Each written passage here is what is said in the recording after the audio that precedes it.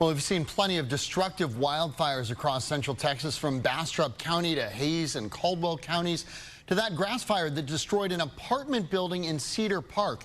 So it begs the question, how long until we see a major wildfire here in the city of Austin, and are we prepared? We spoke with Justice Jones and Lieutenant Steve Gibbon from the Austin Fire Department's Wildfire Division in tonight's Fox 7 Focus.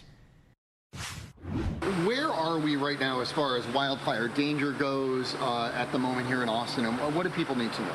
Yeah, the fire danger in Austin is extremely high right now, so we need people to know that any spark, any unwanted ignition can be catastrophic. So our first request to the public is be extremely cautious right now. You don't want to be the cause of a catastrophe. We're monitoring the fuels. Our fuels right now are getting to a very critical state as it continues to dry, and with the heat and the lack of rainfall, our conditions are going to continue to deteriorate until we get some rain.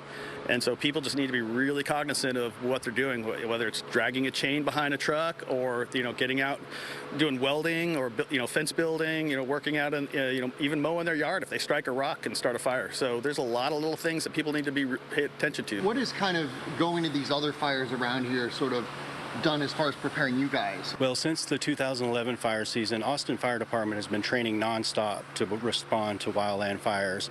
And we train in a way, and we develop policies where we can assist our partners and other communities when they're experiencing wildfires, because we're going to need help someday, and we're going to ask them to show up for us. Oftentimes the more rural areas will start sparking fires before we do, just due to the nature of the fuels they have available down there. So it's a real cue that as these areas around us start burning, that we should anticipate that the fires will be moving into our area as our vegetation continues to dry through the region. We haven't seen big wildfires here in Austin recently. We have seen a lot of brush fires though. What should people take away from that? What do you take away from that as far as what is the risk that something could balloon into something bigger?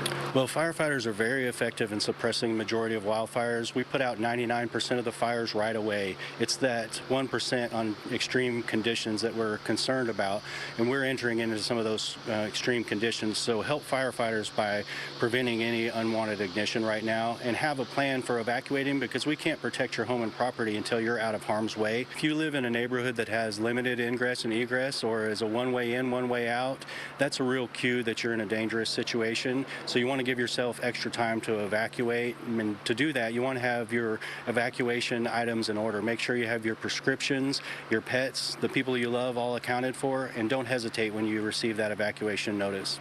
And given just how hot and how dry it is, how likely do you think it is that we see a significant wildfire within Austin later this month?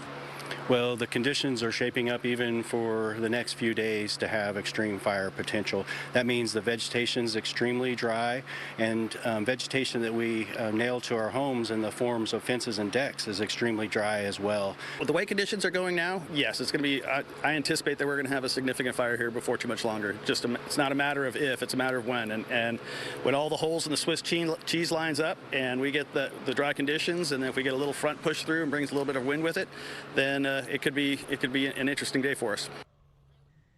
And for more on what you can do to prepare for wildfires, head to our website, fox7austin.com.